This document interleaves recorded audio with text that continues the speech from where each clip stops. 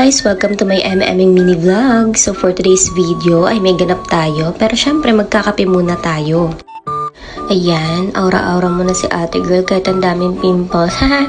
Magang-maga naman ang ka-attitude nitong pusang to. Napapaisip ako kung paano ako magmi-makeup mamaya. Tingnan naman ang pimples ko, Diyos ko. Pero dapat cute pa rin. So, di ko na napakita kung paano ako nag-ayos. Pero ayan, nasa jeep na ako sa service na aming, may pupuntahan kasi kami ngayon. Adulaan nyo. So, ayan, ang katabi ko si Ate Chacha. Nahuhulaan nyo na ba kung anong ganap namin ngayon? So, kami nga po pala ay may tugtog sa Atimonan, Quezon. So, ayan, mga kasama ko, mga ka-comrades natin sa Pagbilao Band. So, ayun, bumiyahe na kami para makarating kami ng maaga. Syempre, hindi naman tayo makakarating dun, diba? Kung hindi naman tayo babiyahe. Naisipan ko nga pala guys na mag-vlog kasi nga gusto kong ipakita sa inyo kung ano nga ba ang mga nagiging ganap ng mga kasapi sa isang marching band. Alam niyo ba guys, mas marami talaga kaming tugtog tuwing Mayo. Kaso nga nung nakaraang Mayo, hindi ako nakasama kasi sumali ako sa Aliwan. So ngayon, excited talaga ako kasi ngayon lang ulit ako makakasayaw. Pero alam niyo ba guys, yung tugtog namin ngayon, hindi siya ganun kahirap. Hindi kagaya tuwing Mayo na talagang sobrang hirap talaga. As in, yung pawis mo hanggang doon na lang. And tuwing sumasapit din kasi ang Mayo, doon kami nagkakaroon ng maraming tugtog kasi nga, yun yung buwan ng fiestahan, di ba?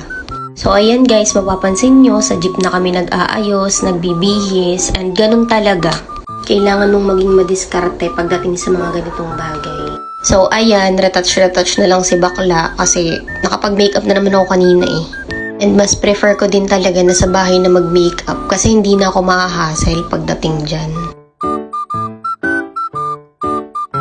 Ayan, pumito na yung leader namin kaya kailangan na namin pumunta sa labas at humanay. Flex ko din sa inyo yung mga ka-comrades ko na talaga namang napakaganda. Tingnan nyo naman guys, diba?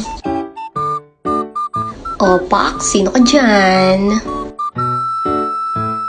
So, ayan guys, nag-start na ang prosesyon.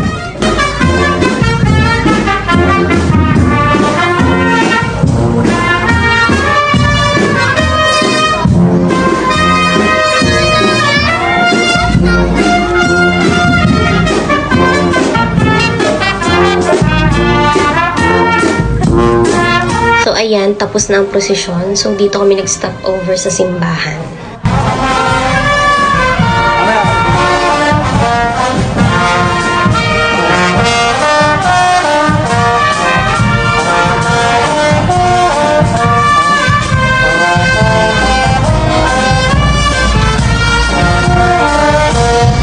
Sa wakas, nagpahinga na rin kami. Nakapagpunas na rin ng pawis. Diyos ko, Lord. Ayan. Ganyan talaga, guys. Pero dapat, ayan, nakangiti ka pa din. Masaya ka pa din. Kasi kahit napapagod ka, dapat, alam mo yun, kailangan maging masaya ka. And may konting chismis. Grabe naman ang mga ka-comrades ko na to. Diyos ko, napaka-fresh pa din. Diyos ko, Lord. Kung ganyan naman ang mga mukha, talaga namang mapapasabi ka ng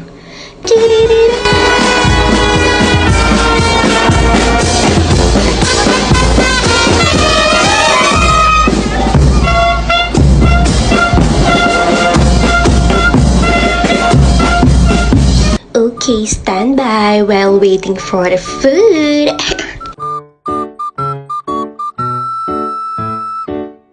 It's eating time! So, ayan, kumain na kami. And finally, ang sarap ng pagkain. Ito talaga yung mga pinang-iintay ko eh. Tuwing may tugtog kami.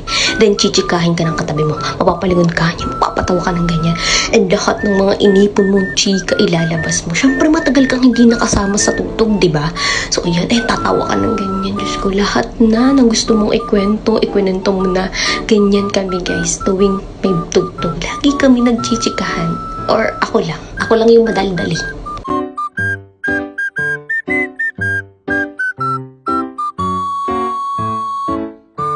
So, ayan, after kumain, syempre aalis na tayo and may pupuntahan kaming isang bahay. Doon lang kami sasayaw, pero grabe din naman yung pagod ate. Hindi naman biro ang pagsasayaw.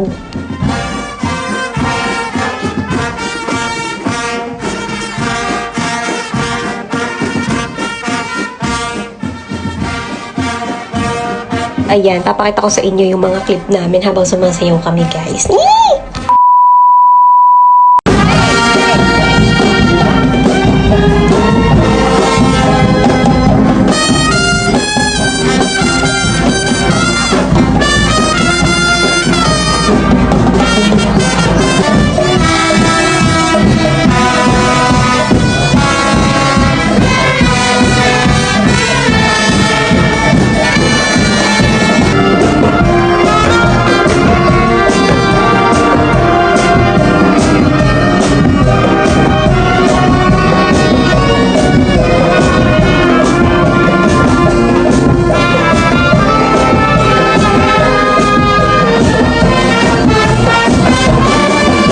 Po, yes po, tama po kayo. Ako po ito. And pagod na rin talaga ako dyan. Diyos ko. Ito lang din guys yung video ko. Kaya pagpasansyahan nyo na. So sana naka-inspire ako sa iba pang mga kabataan na magpatuloy sa buhay. Kahit mga pa ganto-ganto lang tayo. Siyempre kailangan natin kumita, diba?